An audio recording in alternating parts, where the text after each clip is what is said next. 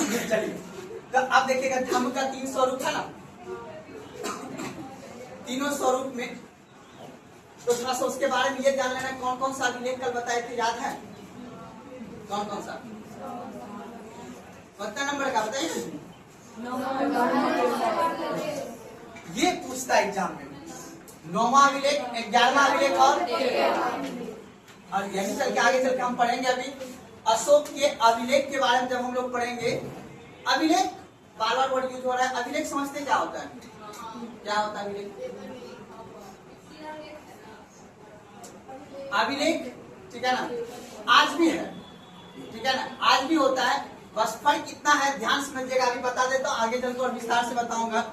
अभिलेख जो होता है ना, अभिलेख ये होता है किसी, याद रखना है, पत्थरों पे, ठीक है ना, या तो किसी लोहे पे, ठीक है ना, या किसी तांबे पे, ठीक है ना, या आपका याद रखिएगा किसी मिट्टी के बर्तन पे जो लेख लिखे जाते हैं ना, उसको हम क्या बोलते हैं? अभिलेख को। अब इस अभिलेख को हम कई वर्गों में बांटते हैं। जो बड़े बड़े पत्थरों पे लिखेंगे उसको क्या बोलेंगे? शिलालेख, ठीक है ना। अब ये अभिलेख होते हैं कई प्रकार के, एक को बोलेंगे हम लोग शिलालेख, ठीक है, एक को बोलेंगे स्तंभ लेख, एक को बोलेंगे गुहा लेख, एक को बोलेंगे ताम्रपत्र। समझा कौन? तो अब बताऊंगा विस्तार से, बस मुख्य रूप से ये समझ। अभी भी आपने सुना होगा जो सुप्रीम कोर्ट के द्वारा, जज के द्वारा जो दिए गए जो निर्णय होते हैं ना, उसे अभिलेख के तौर पे लिखा जाता है। मतलब अब ये नहीं किसी पे लिखा जाएगा, उस समय का उद्देश्य क्या था कि हम अपनी अच्छी बातों को लिखा देंगे इस जगह। अब मान लो उसमें बड़े बड़े पत्थर हुए करते थे, ठीक है, अब उस पत्थर पे प्लान करके वहां पे लिखा दिया जाता था, ताकि मेरे आने वाले जो उत्तराधिकारी होंगे या आने वाले जो पीछे शासक है उसे पता चले कि हाँ किस तरह से काम किया जाता है, यानी किस तरह से प्रशासन चलाई जाती थी। आज तो भाई मेमोरी कार्ड है, आज तो डीवीडी है, उसमें सेव करके रख लो, पता चल जाएगा कहाँ जवाहरलाल नेहरू ने क्या बोला था संसद भवन में, है ना। अभिलेख के तौर पर रखा जाता है। ठीक आज भी आपने जरूर सुना होगा अभिलेख न्यायालय, नाम सुने होंगे। मतलब सुप्रीम कोर्ट के द्वारा दिए गए जो जजमेंट होंगे या किसी हाई कोर्ट के द्वारा जो दिए गए जजमेंट होंगे, उसको एक अभिलेख के तौर पर रखा जाता है, ताकि कभी भविष्य में कभी जरूरत पड़े तो उस निर्णय को देख के जस्टिफिकेशन दिया जा सके। सुना? ठीक उसी प्रकार अशोक ने क्या किया कि अपना अभिलेख बनवाया। अभिलेख समझ रहे हो ना? और उस अभिलेख को क्या किया, इस पत्थरों पे, लोहे पे, तांबे पे, मिट्टी बर्तन पे वो लिखवाए गए।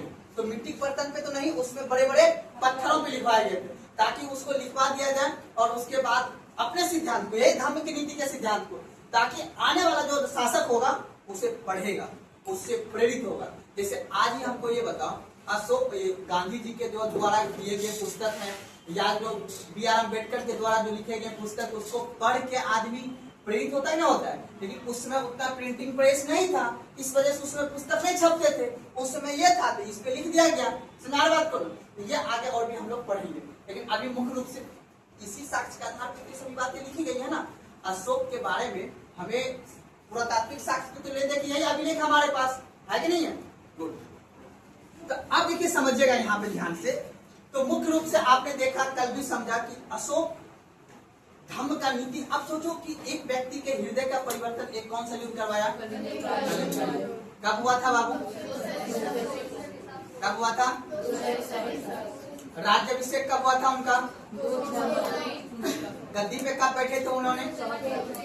273 ईसा पूर्व, ठीक है ना। 273 एकदम ये सब के पूछेगा नहीं, ये सब पूछ के आदमी अधिकारी, ये सब पूछ के नौकरी आदमी ले चुका है। ले दे के अब हमारे पास क्या बचा है पता है? स्टेटमेंट। ये सभी आपका बेस बॉन्ड है। बेस बॉन्ड मतलब समझ रहे हो ना? बेस बॉन्ड का मतलब है ये सभी नॉलेज आपको आगे की स्थिति समझने में काम देगा। अभी क्वेश्चन जब टेस्ट में आएगा तब आपको पता चलेगा क्वेश्चन कैसा पूछा जाता है, ठीक है ना। आज क्वेश्चन लेके नहीं आया हूँ, लेकिन क्वेश्चन अभी कल जो पढ़ा रहे थे हम क्वेश्चन दे रहे थे, क्वेश्चन बहुत हार्ड पूछ रहे हैं। तो थोड़ा सा दिमाग में बैठा रखिएगा आप लोग कि जो अशोक के जो है मुख्य रूप से याद रखिएगा, अशोक 273 ईसा पूर्व में कहाँ पे बैठा था बाबू? गद्दी पे। कितने साल बाद राज्याभिषेक हुआ है? 4 साल बाद। क्या हुआ है? राज्याभिषेक। और कितने राज्याभिषेक के कितने वर्ष के बाद कलिंग का युद्ध हुआ है? गुड। तो कब हो गया 200? ये कब हुआ? गुड। अब हमको ये बताइए आप लोग राज्याभिषेक हुआ है ना, यहाँ तक कोई दिक्कत नहीं ना। अब आपको एक बात और लिखा होंगे, कितने वर्षों के बाद इसने धम्म नीति अपना, मतलब धम्म का प्रचार प्रसार किया था। राज्याभिषेक के कितने वर्ष के बाद? 12 वर्ष के बाद नहीं लिखाया हूँ? अच्छा लिखा देंगे आगे। अपने राज्याभिषेक के 12 वर्ष के बाद इन्होंने धम्म नीति का क्या दिया है? सिद्धांत दिया है, ठीक है ना। और इसी सिद्धांत के आधार पे अब ये आगे, अब ये क्या कहलाएगा? चंड अशोक। इसका नाम क्या हो जाएगा? सम्राट अशोक नाम हो जाएगा। नहीं तो इनका नाम पहले क्या था? चंड अशोक, ठीक है ना। चंड अशोक क्यों? क्योंकि इन्होंने 1 लाख आदमी का कत्लेआम मचाया था। कहाँ पे? कलिंग। आज का जो उड़ीसा का जो क्षेत्र है, मैंने बताया था कलिंग युद्ध पे आक्रमण करने का क्या कारण था उनका? भौगोलिक दृष्टिकोण से, वो व्यापारिक दृष्टिकोण से बहुत ही महत्वपूर्ण क्षेत्र था, पहला नंबर 1। दूसरा कारण था वहाँ पे हाथी बहुत अच्छे प्रसिद्ध थे, ठीक है ना। तीसरा था वहाँ पे सूती के, मतलब सूती के उत्पादन के लिए प्रसिद्ध क्षेत्र था। इन सभी कारण के वजह से वो क्या किए थे? आक्रमण किए थे। लेकिन जब वो आक्रमण किए, वहाँ पे कई सारे नरसंहार कर दिए। उस नरसंहार को देख के उनके मन में क्या हुआ? हृदय परिवर्तन हुआ। क्यों हृदय परिवर्तन हुआ? क्योंकि उस समय बौद्ध धर्म के जो दिए गए उपदेश थे वो चरम सीमा पे चल रहा था। आदि को पता था कि हाँ भाई अष्टम मार्ग के माध्यम को अपनाना, और जैन धर्म भी अपने चरम सीमा पे चल रहा था। सुना रही बात ना? तो ये दोनों धर्म चरम सीमा पे चल रहे थे, ठीक है ना। जिस वजह से इस सिद्धांत को पालन किया, उसके आधार पे फिर अपना ये क्या दिया? धम्म में नीति दिया। तब जाके अब इसका नाम क्या पड़ेगा? सम्राट। उसके बाद आपने देखा था परिणाम। क्या देखा था बाबू? आपसे पूछेगा कलिंग युद्ध का परिणाम ही है क्या? धम्म नीति। क्वेश्चन ये भी पूछता डायरेक्ट में, ये धम्म नीति का परिणाम, मतलब कलिंग युद्ध का परिणाम क्या निकला हुआ है? धम्म नीति। सुना बात को ना। अब हम लोग देख लेंगे अगला टॉपिक जो है आप लोग का क्या होगा? धम्म का स्वरूप। कुछ देखो, अब यहाँ पे इतिहासकार का डिबेट है। डिबेट क्या है? कोई कहता है नहीं, ये जो है प्रशासनिक व्यवस्था यानी अर्थव्यवस्था, प्रशासनिक क्षेत्र नहीं, मौर्य काल का प्रशासनिक क्षेत्र को चलाने के लिए व्यवस्था को बनाई गई, ठीक है। कोई कहता है नहीं, धार्मिक सिद्धांत को चलाने के लिए व्यवस्था की गई थी। कोई कहता है नहीं, नैतिक सिद्धांत के लिए व्यवस्था चलाई गई थी। तो कौन सा इतिहासकार क्या कहता है उसको हम लोग लिख लेंगे, क्योंकि एग्जाम में क्वेश्चन पूछता है। स्वरूप पता समझते हो? कैसा रूप था इसका? लिखिएगा।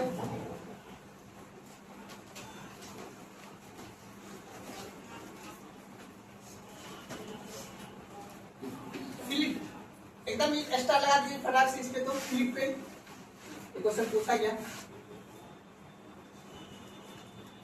फिलिप ऐसे लिख दीजिएगा डैश, और देखिए सुनना, मतलब अनुसार। फिलिप के अनुसार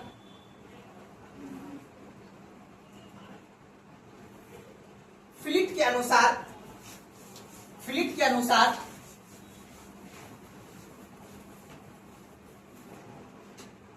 फिलिप के अनुसार धम्म एक प्रकार का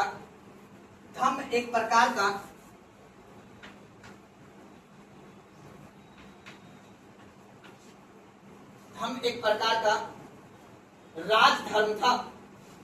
धम्म एक प्रकार का राजधर्म था। राजधर्म फिलिप के अनुसार जो धम्म है, ठीक है, एक प्रकार का क्या था? ये राजधर्म था। ये पॉइंट को याद रखना है। धम्म को किसने कहा था राजधर्म? तो क्या बोलेगा?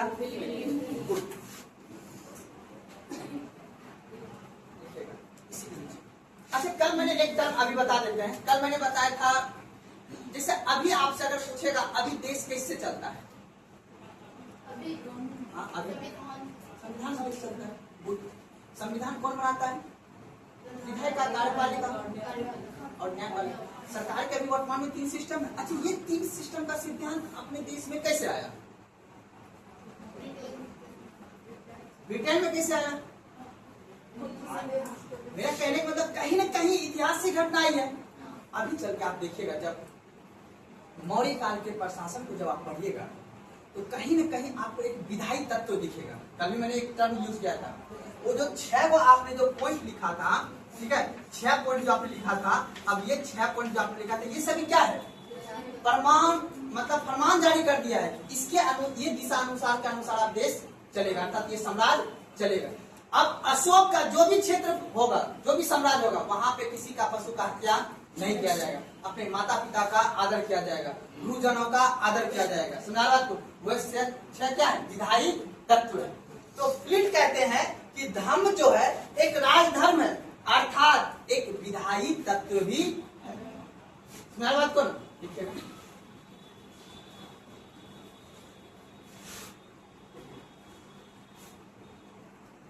इसमें अशोक, इसी में लिखेगा, इसमें अशोक अपने विधान का अनुपालन किया था, अपने विधान का अनुपालन किया था, जो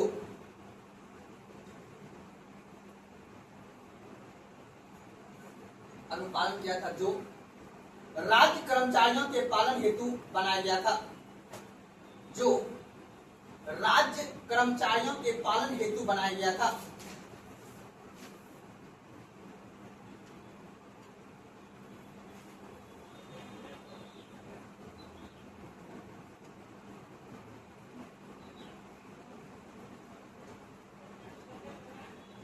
कोई दिक्कत? जैसे आज सम्राट अशोक, तो क्या नाम उनका, सम्राट चौधरी, आज फरमान जारी कर देगा कि देखो पुलिस वाले साहब ऐसे ऐसे काम करना है, तो फरमान जारी हो गया ना, विधायक तक तो दे दिया। मतलब कहने का मतलब आज विधायक का काम क्या होता है?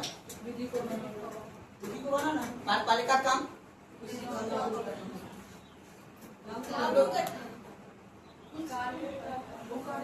उसको होता नहीं, सही बोले आप। विधायिका का काम याद रखना है, विधियों को बनाना। कार्यपालिका काम कानून को लागू करवाना। अब जो कानून तोड़ेगा, न्यायपालिका उसको सरकार की 3 सिस्टम है ये। आप लोग जो नौकरी होगा, आप लोग किसका तत्व बनोगे? अगर पुलिस में जाओगे तो न्यायपालिका का किसका बनोगे? अगर आप सचिवालय में बैठोगे तो किसका बनोगे? विधायक का। मतलब वही विधायक का, कार्यपालिका जो भी बोल सकते हो, ठीक है ना। आप किसी सचिवालय में काम करोगे तो आपकी काम रहेगा कानून को बनाना, ठीक है ना। जो बड़े बड़े जो कैबिनेट सेक्रेटरी, जॉइंट सेक्रेटरी बैठा हुआ रहता है, इसका काम क्या रहता है? समिति, नाम सुना, लोक लेखा समिति, पटना समिति, ये सब यही सब मुख्य रूप से पता करता है हाँ कहाँ पे किस कानून की आवश्यकता। चलिए अगला पॉइंट लिखिएगा, तो याद रखिए, हाँ, राज्य कर्मचारी का अनुपालन के लिए ये लिख जाना है कि ये धर्म का बात की गई। अगला लिखिएगा, फ्रांसीसी, अगला पॉइंट देखिए, फ्रांसीसी विद्वान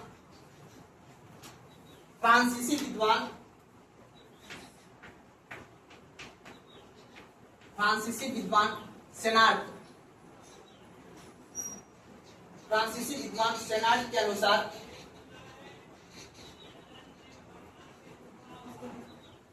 सिर्फ सेनाट को अंडरलाइन कर दीजिएगा। फ्रांसीसी विद्वान सेनाट के अनुसार अशोक का धम पूर्णतः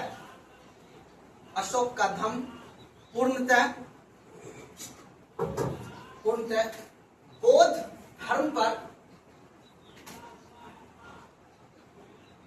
आधारित था। अंडरलाइन कर दीजिएगा, क्वेश्चन पूछ सकता है। अब एक थोड़ा सा पीछे चले जाते हैं और समझ लेते हैं। अच्छा मुझे ये बताइए, त्रियक सिद्धांत क्या होता है? किसने दिया था? बौद्ध धर्म दिया था, जैन धर्म दिया था? पंचशील का सिद्धांत बौद्ध धर्म दिया था। पंचशील का सिद्धांत, पंच महावर्त बोलो या पंचशील बोलो, बात एक है ना। अंजलि कुमारी की कौन दिया है? पंच तत्व जैन धर्म है ना, झूठ नहीं बोलना है ना। अब तो त्रियक सिद्धांत है बौद्ध धर्म का, है ना। अष्टम मार्ग किसका है? बौद्ध धर्म, ठीक है। कुछ सिद्धांत को जान लिया करो। अब देखो ये कह रहा है भाई साहब, सेनाट का कहना है कि जो पूरा का पूरा जो आपका अशोक का धर्म है वो किस पे डिपेंडेंट है? बौद्ध धर्म पर, ठीक है ना। ये पॉइंट को बाबू जान में याद रखना, ठीक है। अगला पॉइंट लिखिए, राधा कुमुद मुखर्जी। राधा कुमुद मुखर्जी, राधा कुमुद मुखर्जी के अनुसार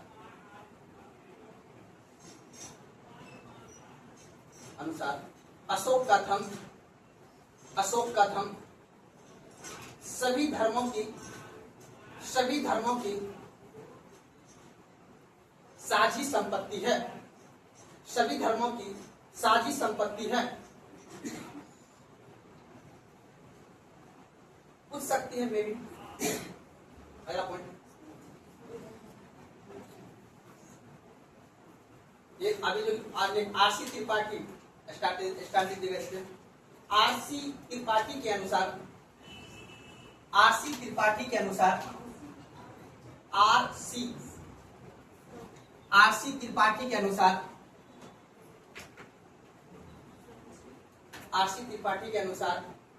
अशोक का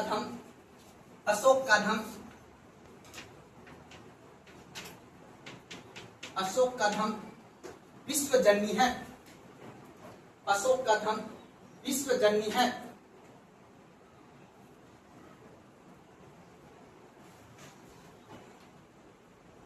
एक एक पॉइंट जैसे है ना, प्रस्तावना के बारे में कौन क्या क्या कहा है, ठीक उसी प्रकार यहाँ है बाबू कि अशोक के धम्म का स्वरूप किस राइटर ने क्या क्या कहा। अगला लिख लो। अब अपना यहाँ का रोमिला थापर का नाम सुने हो ना? रोमिला थापर का नाम सुने? गुड, ठीक है। रोमिला थापर के अनुसार, इतिहासकार का नाम है ये, बहुत प्रसिद्ध इतिहासकार है ये। रोमिला थापर के अनुसार अशोक का धम्म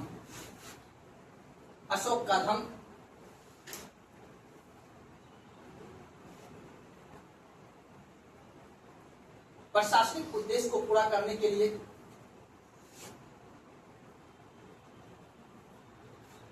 तथा रोमिला थापर के अनुसार अशोक का धम्म प्रशासनिक उद्देश्य को पूरा करने के लिए तथा विस्तृत साम्राज्य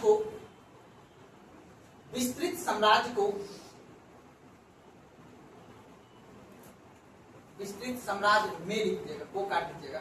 विस्तृत साम्राज्य में एकता स्थापित करने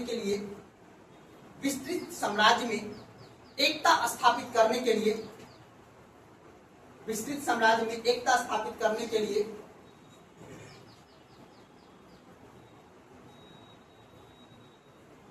यह नीति को अपनाया गया था। यह नीति मतलब धम्म की नीति को अपनाया गया था। तो स्टार लगा दीजिएगा इस पे बाबू।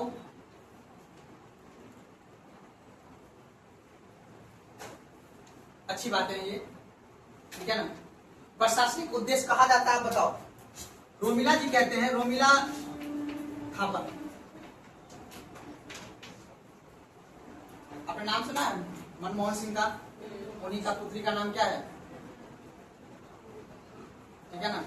और दिल्ली यूनिवर्सिटी का बुक भी आता है, एंशिएंट हिस्ट्री, ठीक है। प्राचीन इतिहास के इतिहासकार रही हैं, बहुत अच्छी बुक है इनका, ठीक है। बच्चे पढ़ते हैं, जो PhD वगैरह करते हैं ना बच्चे हिस्ट्री से, वो उनका बुक पढ़ते हैं, या यूपीएससी कॉपी में पढ़ते हैं। एंशिएंट हिस्ट्री का ये प्रोफेसर है दिल्ली यूनिवर्सिटी का। उन्हीं, अब सुनो बात को काम, अब देखो इनका एक अपना आइडिया है। हर इतिहास जब लिखते हैं ना राइटर बड़े, जब आप भी किसी टॉपिक पे PhD कीजिएगा तो आपको भी पता चलेगा कि सच में जब पूरे आपके अंदर जब नॉलेज होगा तब आप भी एक अपना ओपिनियन रख सकते हैं कि सच में अशोक ने जो इतना बड़ा कार्य किया उसके आधार पे क्या किया। तो जितने भी इतिहासकार आप देख रहे हो, ठीक है ना, अभी भंडारकर वगैरह का नाम अभी आना बाकी, अभी और भी बताऊंगा। तो अभी जो रोमिला थापर ने आपने देखा कुछ हटके बात के लिए, ठीक है। बाकी इधर का इतिहासकार एक एक लाइन में बात करके निकल गई, ठीक है ना। कोई कहा है कि नहीं धर्म जो है इनकी विश्व की जननी है, कोई कह रहा है क्या धर्म क्या है बाबू, क्या लिखा हो जी, ये बौद्ध धर्म के आधार पे है ना। और ये मुखर्जी जी क्या करें जी, क्या है, साझा संपत्ति है, ठीक है ना। तो मुख्य रूप से रोमिला थापर की बात ध्यान रखिएगा कि प्रशासनिक उद्देश्य को पूरा करने के लिए और साम्राज्य में अपनी एकता स्थापित करने के लिए कहा गया था, कौन सा, ये धम्म को अपनाया गया था। किसके द्वारा, अशोक के द्वारा। समझाने वाली बात ना, हम क्या कहना चाह रहे हैं, अगला पॉइंट लिखिएगा। नीलकंठ शास्त्री के अनुसार, इतिहासकार का नाम है नीलकंठ, नीलकंठ शास्त्री के अनुसार, अंडरलाइन कर दिया कीजिएगा, ठीक है ना। नीलकंठ शास्त्री के अनुसार अशोक का धम्म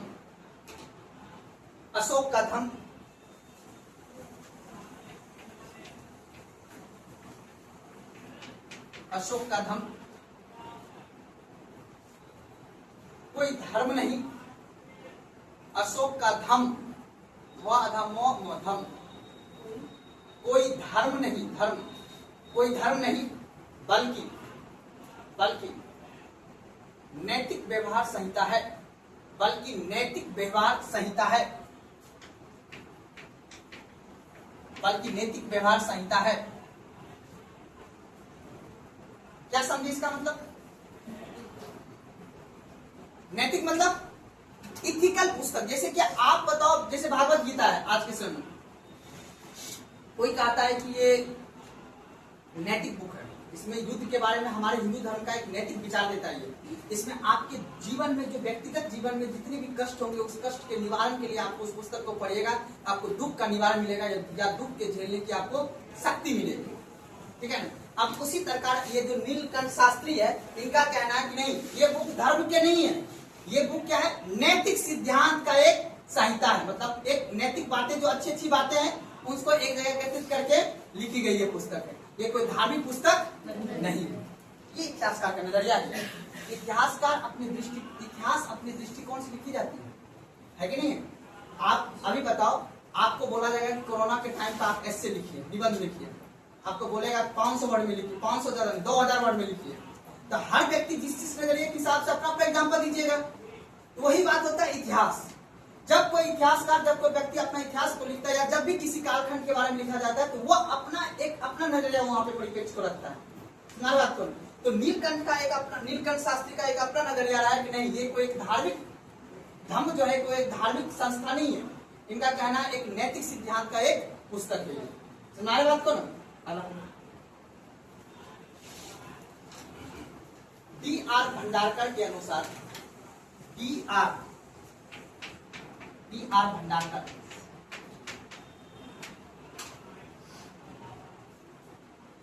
D.R. भंडारकर के अनुसार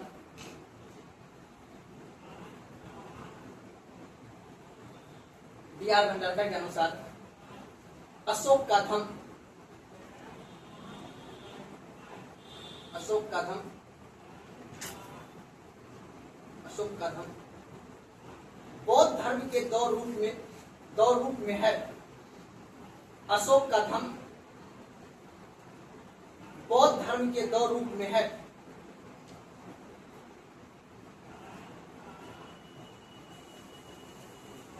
नंबर 1,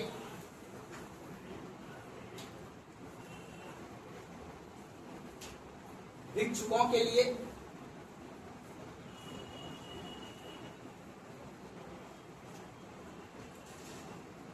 नंबर 2, गृह स्थानों के लिए,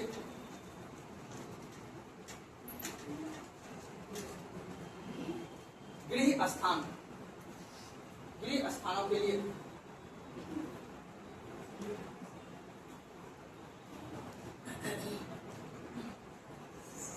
चलिए अगला पॉइंट लिखिएगा आप लोग।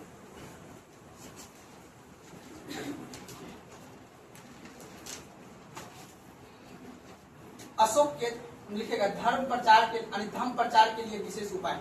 तो आप लिखिएगा, क्वेश्चन पूछा जाता है यहां से भी, धर्म प्रचार के लिए विशेष उपाय।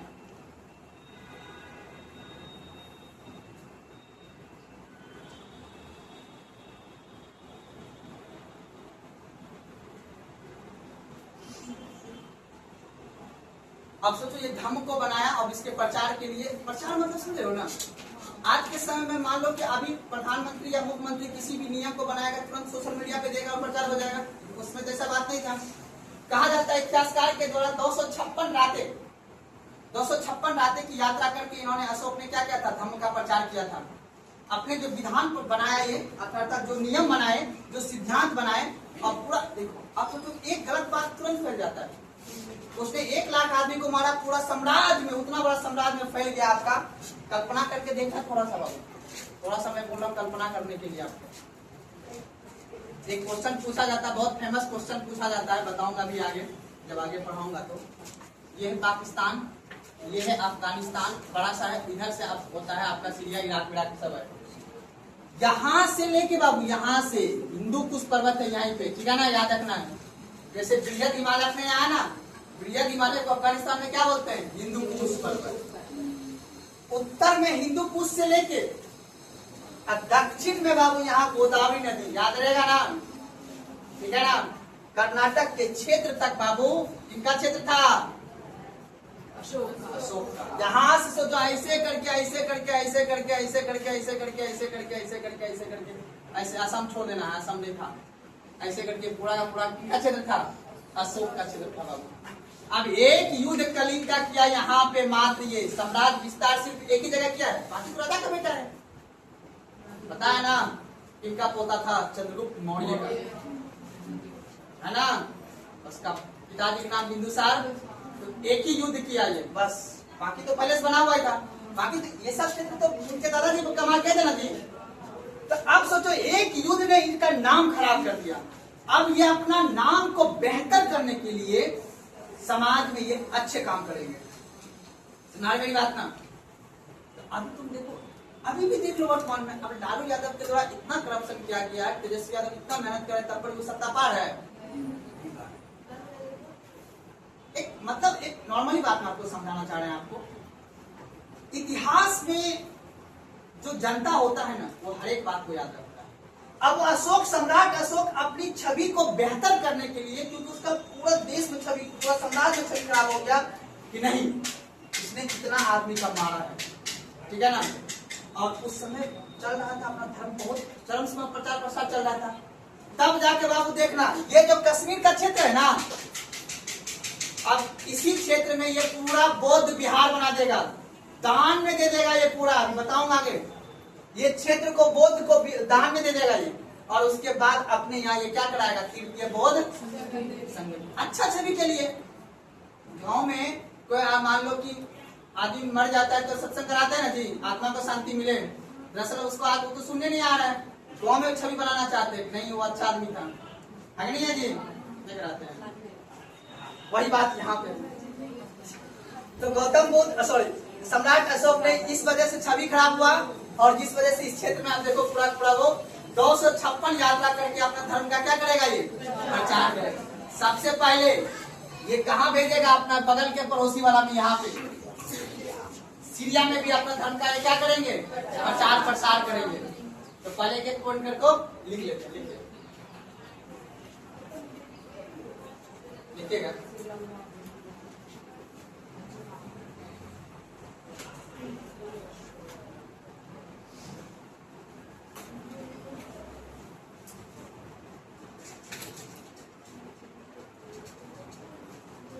अशोक ने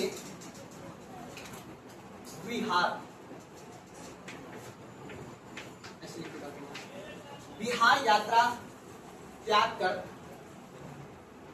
अशोक ने बिहार यात्रा त्याग कर बिहार त्याग, जैसे समृद्धि यात्रा होता है ना, तो अब बिहार यात्रा को त्याग करके ये कौन सी यात्रा स्टार्ट करेगा? धम्म यात्रा। क्वेश्चन पूछता है ये बिहार यात्रा का मतलब क्या होता है पता है? सुख की यात्रा, ठीक है ना। कितना मेरा साम्राज्य हरा भरा है कि नहीं, खुला फला है कि नहीं। जैसे कि मुख्यमंत्री जब कभी कभी देखती यात्रा निकालता है ना, यात्रा का मतलब क्या हुआ कि मेरा क्षेत्र कितना विकास हुआ है, हम घूम घूम के देखना चाहते हैं। राजा घूमना चाह रहा है, तब देखो नीतीश कुमार जब घूमता है तो सब जगह नहीं घूमता है जी। तो वही बात है यहाँ पे, उससे पहले धम्म यात्रा करने से पहले वो कौन सी यात्रा करते थे? बिहार। तो अशोक बिहार यात्रा का त्याग करके कौन सी यात्रा प्रारंभ किया? धम्म यात्रा। अब अपने सिद्धांत को बताएगा, जनता में प्रचार प्रसार करेगा, ताकि उसका छवि समाज में क्या जाए? देख रहे हो ना, आज भी राजा ऐसा नहीं करते हैं, नीतीश कुमार नहीं करते हैं ऐसा, बस ठीक है। अशोक ने बिहार यात्रा त्याग कर धर्म, धर्म लिखेगा, धर्म धर्म धर्म यात्रा प्रारंभ किया। धर्म यात्रा प्रारंभ किया।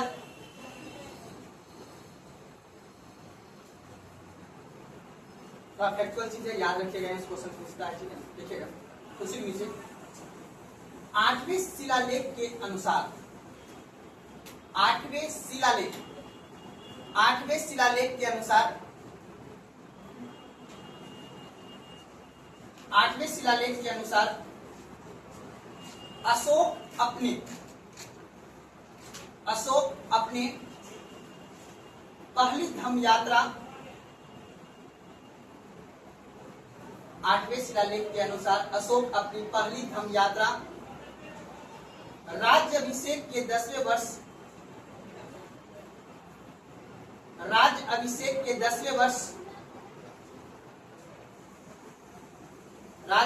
के 10वें वर्ष बोध गया से की थी।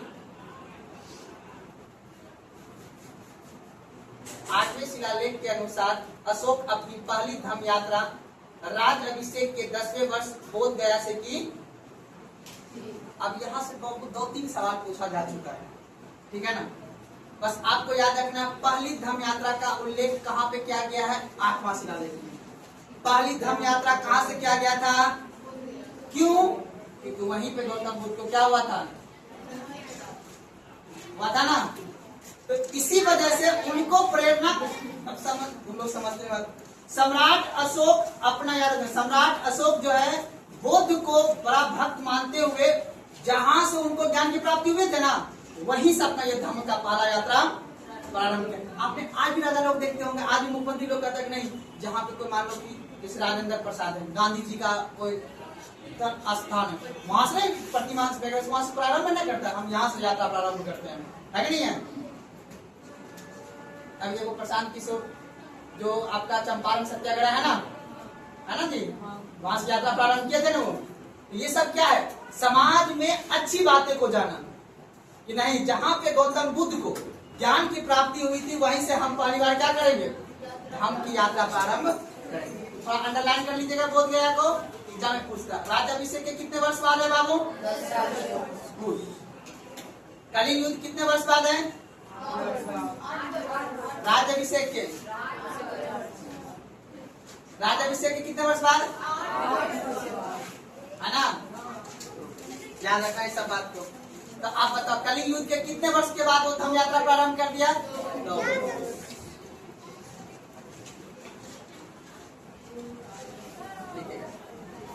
अपने राज्याभिषेक के 14वें वर्ष में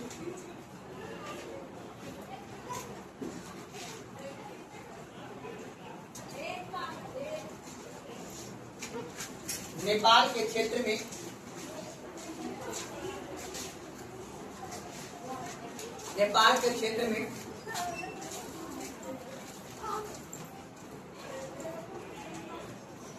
बौद्ध धर्म का प्रचार किया,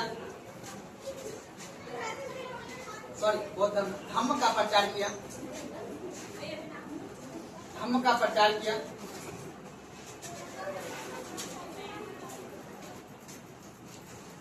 अगला पॉइंट, राज्याभिषेक के 20वें वर्ष में, अब फैक्ट है तो याद करना पड़ेगा। राज्याभिषेक के 20वें वर्ष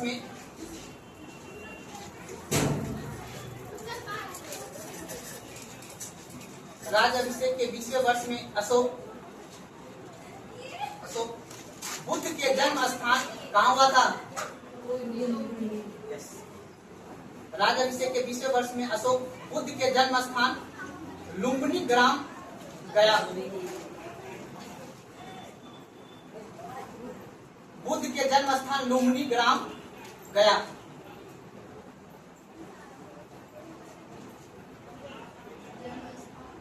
जन्म स्थान लुम्बिनी ग्राम गया।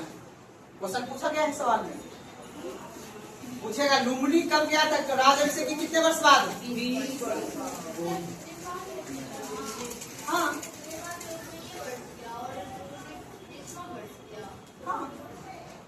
क्यों नहीं हो सकता है? हम एक बात बताइए, आप राजा आदमी ही थे ना, वो गए एक बार धर्म प्रचार करके फिर आ गए, फिर दोबारा गए होंगे, क्रेडिट लेना जनता में। देखो पहली बार कहाँ गया? बोध गया, जहाँ से उनको क्या हुआ था? ज्ञान की। उसके बाद उनको लगा कि और मेरा प्रचार प्रसार होना चाहिए। कहाँ चला गया? जहाँ उनका जन्म हुआ था। आज भी तो यही हो रहे हैं। आप बताओ, आप देखते हो, अभी बताओ हमको, अभी जो बंगाल में मिनी चुनाव हुआ, जिस दिन आपने देखा कि रविन्द्रनाथ टैगोर का जन्मदिन था, उसी दिन वो रखा गया ना? नहीं रखा गया? उनका वो क्या कहते हैं उनको जी, शपथ ग्रहण प्रक्रिया। क्यों? ताकि जो रविन्द्रनाथ टैगोर को मानने वाला आदमी है वो इनको मानने लगे, जो सुभाष चंद्र को मानने वाला आदमी इनको मानने लगे। हम महापुरुष के दिन को क्यों याद रखते? अभी के समय हम लोग गौतम बुद्ध के तो उतना फॉलोवर अभी है नहीं, तो हम लोग अभी क्या करेंगे? भगत सिंह के जन्मदिन को मनाएंगे, भगत सिंह की तरह पगड़ी पहनेंगे, पीला वाला कपड़ा। क्यों आम आदमी के पार्टी पीला वाला अपना झंडा लगाते हैं? हा? हर चीज जुड़ा हुआ है किससे? समाज किससे जुड़ा हुआ है? व्यक्ति किससे जुड़ा हुआ है? व्यक्ति किसके विचार को फॉलो करता है? इतिहास है बाबू। इतिहास में पढ़ने वाला इतिहासकार होता है ना, जब थिंक टैंक समझते हो, थिंक टैंक का मतलब होता है कि जैसे मान लो कि बड़ा आदमी है, वो रखता है 20 गो आदमी को। हाँ, आप हमको सोच के बताइए कितना जनता कैसे मोटिवेट करना। आपका काम है सोच के बताइए हमको, वोट दीजिए। उसका नाम है थिंक टैंक। जैसे नीति आयोग क्या है? थिंक टैंक है। उसका काम है कि नीति बनाइए, सरकार कैसे सरकार चलेगा और कैसे हम 20 साल तक गद्दी पे बैठे रहेंगे। तब ना ये बनाया, आधार कार्ड लाइए, उसके बाद जो है आप जनधन खाता खोलिए, डिजिटल इंडिया बनाइए। ये सब कौन सोच के दिया है मोदी जी को? मोदी जी को सोचने को उतना बुद्धि है उनके पास? उनके पास बेस्ट माइंड है, उनके बगल में बैठा हुआ बेस्ट माइंड, उसको बोलते हैं थिंक टैंक। कल आप भी आईएएस बनोगे ना या बड़ा आदमी बनोगे तो आप भी रखना थिंक टैंक। 5 गो आदमी हायर करना, बोलना क्या सोच के बताओ कि आज हम कैसा कलर का कपड़ा पहनेंगे तो हमको जचेगा। नहीं बोलते वो जो ना ड्रेसर वगैरह होता है जी, नहीं बोलता है फैशन डिजाइन, क्या बोलते हैं उसको जी? या कौन सा ओकेजन पे जा रहे, बोला मेहंदी रस्म पे इस तरह का पहनिए। कौन सा ओकेजन पे जा रहे, माला फेरी इस तरह का ड्रेस पहनिए। कौन सा रस्म पे जा रहे, बर्थडे में इस तरह का पहनिए। है कि नहीं है जी? सोच सकते हो, वही बात यहाँ भी फॉलो होता है। तो हर एक चीज देखो, इतिहास में एक मल्टीपल सब्जेक्ट, इसको बोलते हैं मदर ऑफ ऑल सब्जेक्ट। इसको बोलते हैं, इतिहास को बोलते हैं mother of all subject. Her subject का जन्म देता है ये। इसी सब्जेक्ट से आपका पॉलिटी का जन्म हुआ है, संविधान का जन्म हुआ है। इसी सब्जेक्ट से, और समाज का मतलब सामाजिक विज्ञान है आपका, पॉलिटिकल साइंस वगैरह सब सब्जेक्ट का इसी से जन्म हुआ है। ज्योग्राफी का अलग कॉन्सेप्ट है, ज्योग्राफी अलग है ना। अब तो बात करेंगे इंग्लिश का, तो वो नहीं हो सकता है यहाँ पे। आ जाओ। हाँ, अब लिखिएगा लुम्बिनी ग्राम या तथा यहाँ पर, तथा यहाँ पर, तथा यहाँ पर,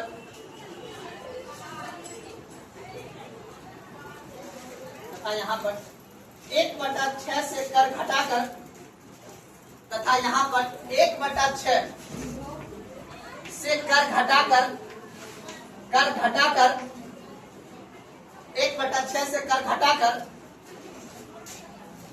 1/8 कर दिया।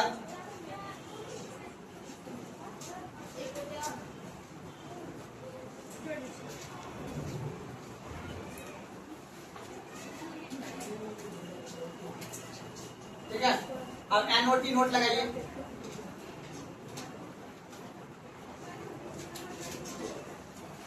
देखिएगा,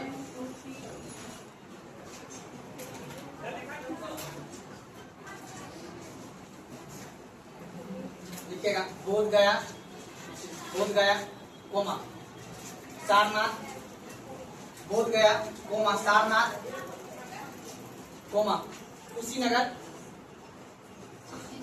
कुशीनगर हाँ, कोना कोमा लुम्बिनी कोमा कपिलवस्तु एवं श्रावस्ती।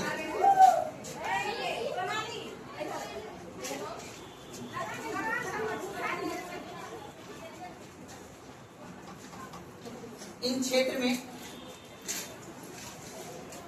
अशोक ने धम्म यात्रा की थी। इन क्षेत्र में अशोक ने धम्म यात्रा, ये थोड़ा सा जगह का नाम याद रख लीजिएगा, ये एग्जाम में पूछा जाता है क्वेश्चन कि कौन सा क्षेत्र में अशोक ने धम्म यात्रा। नहीं लिखा है, आप नहीं भी लिखाएंगे लेकिन तुम सब लिखाएंगे, ठीक है ना। चलिए अगला पॉइंट लिखिएगा। तीसरे शिलालेख से ज्ञात होता है कि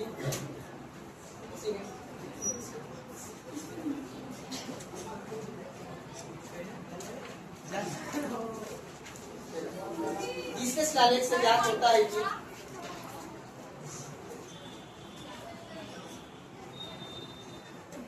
अशोक ने अपने अधिकारियों से, अशोक ने अपने अधिकारियों से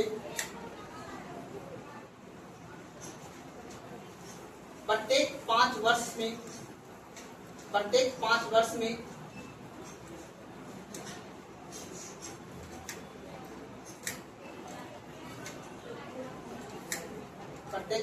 में राज्य के दौरा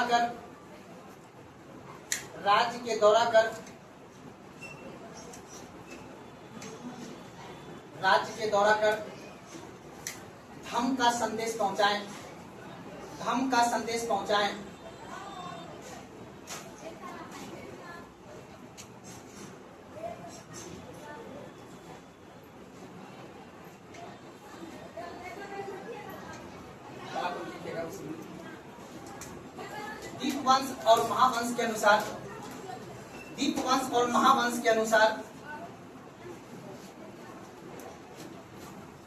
दीपवंश और महावंश के अनुसार अशोक के शासनकाल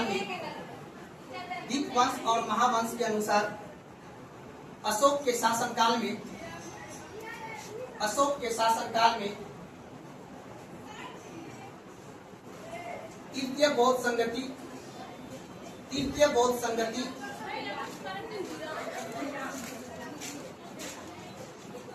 पाटलिपुत्रा में हुआ था। तृतीय बौद्ध संगति पाटलिपुत्रा में हुआ था।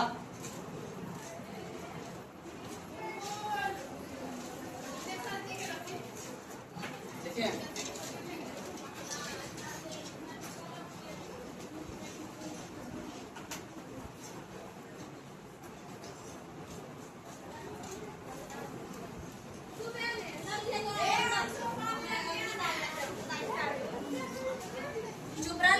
टॉपिक लिख लीजिएगा एक अशोक का सम्राट क्षेत्र। टॉपिक लिखिएगा अशोक का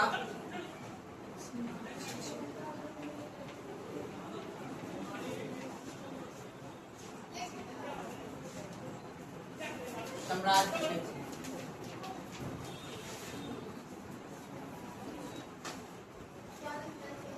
अशोक का साम्राज्य क्षेत्र।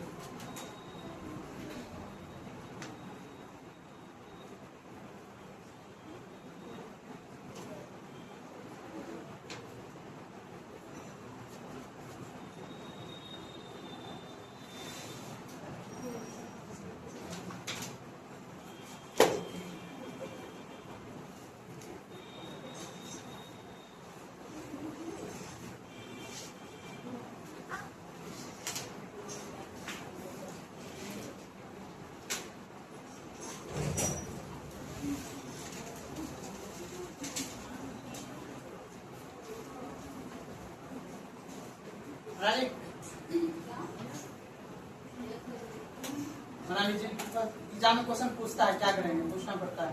क्वेश्चन पूछता है कि निम्नलिखित में से कौन सा क्षेत्र अशोक का नहीं था, ठीक है ना। मैप नहीं रहता है लेकिन जानकारी तो होना चाहिए।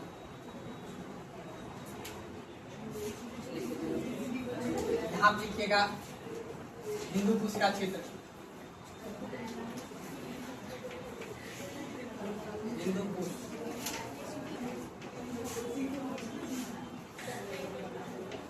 नीचे लिखिएगा कर्नाटक का क्षेत्र।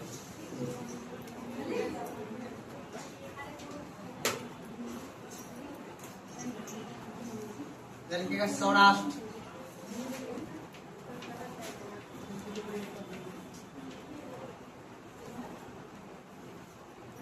पूरा में लिखिएगा असम तक। असम नहीं था, बंगाल तक लिख देना है, बंगाल तक।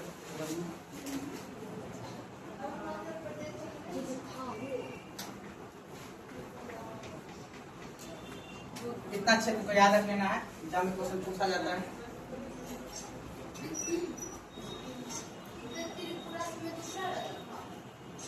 देखो वो पर्वतीय क्षेत्र था ना, हमेशा आपको कोई बता, नेपाल को गुलाम इसलिए क्यों नहीं बनाया गया, क्योंकि वो बहुत बड़ा राजा था वहां पे। जहाँ पे आदमी उत्पादन ज्यादा होगा, जहाँ एग्रीकल्चर लैंड होगा, जहाँ कृषि भूमि होगा, वहां पे आदमी शासन करेगा। कैसे सोना चांदी होगा? तुम वो औजार लाती उस जगह निकालने के लिए। अच्छा अभी उतना हथियार है ही नहीं। अभी सोचो कि दक्षिण अफ्रीका वाला क्षेत्र में 4 किलोमीटर तक अभी गड्ढा हो पाया है ना, वहां से निकालने के लिए मैक्सिमम पृथ्वी गहराई 4 किलोमीटर तक हुआ है ना दक्षिण अफ्रीका में।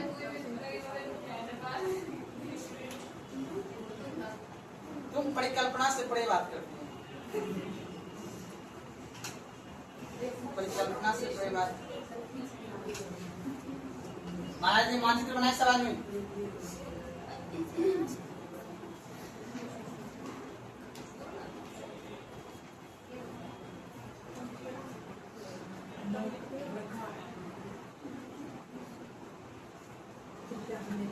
और नीचे नोट पे लगा दीजिएगा, नोट लगा के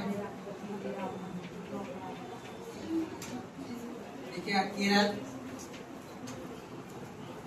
केरल, हिंदू कुश, हिंदू कुश, केरल, तमिलनाडु, तमिलनाडु, असम, यह क्षेत्र अशोक के साम्राज्य में नहीं था।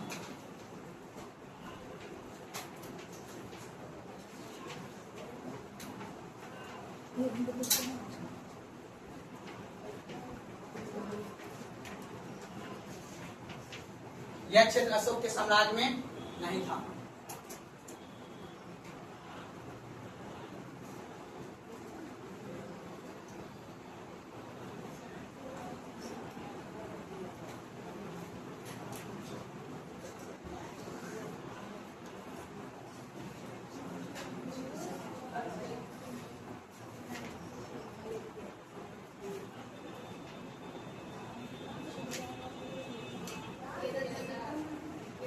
केरल, तमिलनाडु, असम, यह क्षेत्र अशोक के साम्राज्य में नहीं था।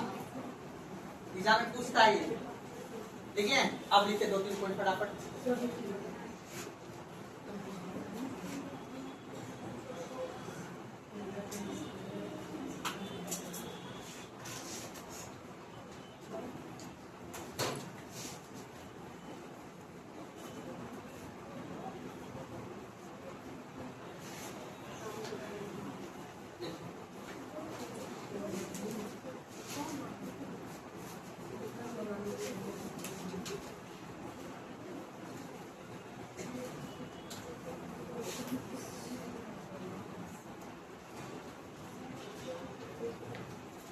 अशोक के 13वें शिलालेख से पता चलता है कि अशोक के 13वें शिलालेख से पता चलता है कि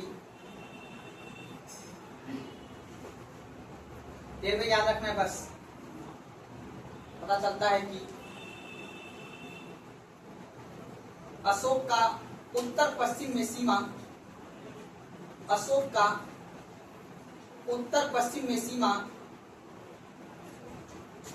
उत्तर पश्चिम में सीमा यमन के साथ स्पर्श करती थी। अशोक का उत्तर पश्चिम में सीमा, अशोक का उत्तर पश्चिम में सीमा,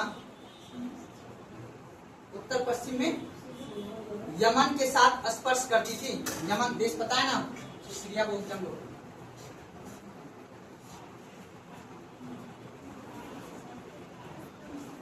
स्पर्श करते,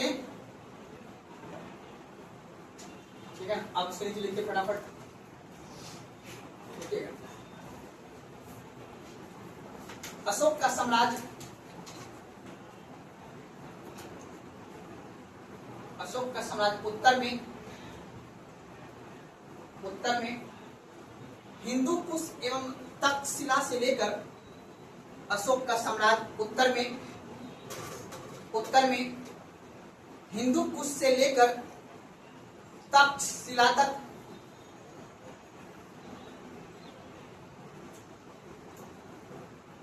हिंदू कुश से लेकर तक्षशिला तक,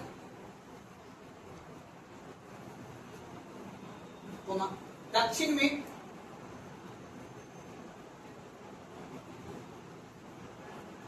गोदावरी,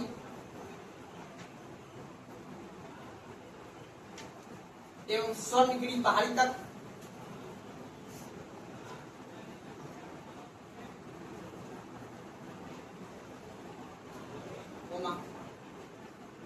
पश्चिम में अफगानिस्तान एवं बलूचिस्तान से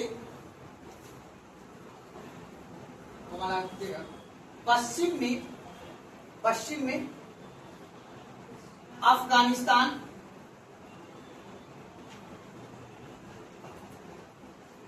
एवं बलूचिस्तान से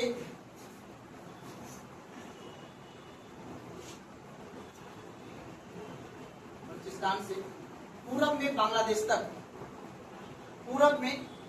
तक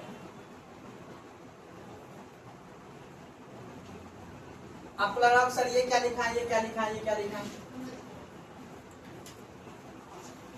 ये समुद्र वाला क्षेत्र है, ठीक है ना। यहाँ से भी कई क्वेश्चन, पश्चिम क्षेत्र में अफगानिस्तान से बलूचिस्तान वाला क्षेत्र सब किसमें है? पश्चिम का क्षेत्र हो गया। उत्तर में आपका हिंदुकुश का क्षेत्र हो गया, क्योंकि यहाँ के बाद पूरा का पूरा क्या था? पर्वत क्षेत्र था, ठीक है ना।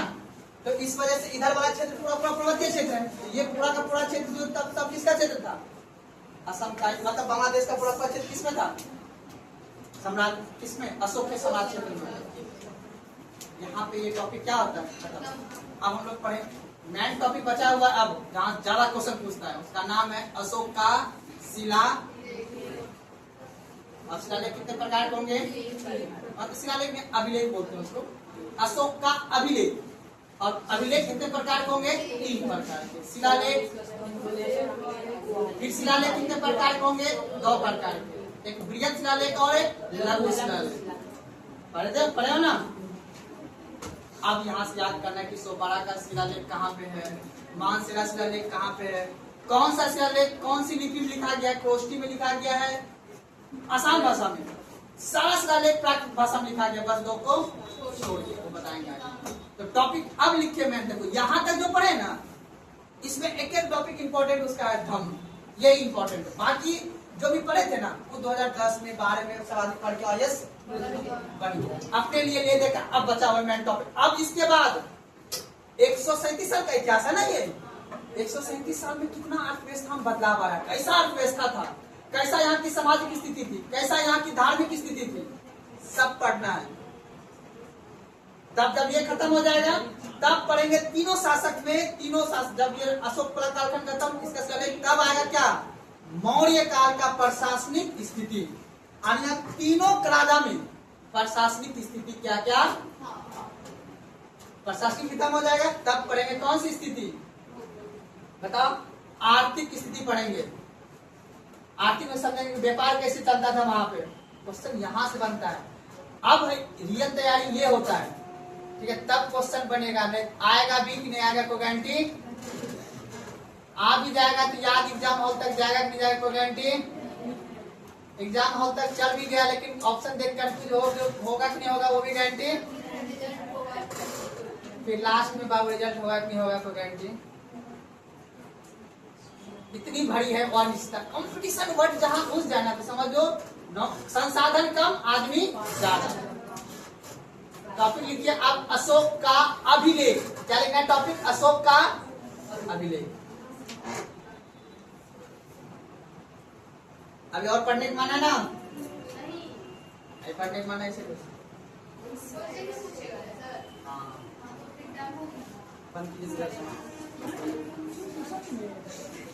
कितना बज गया? आज लेट आया ना थोड़ा सा।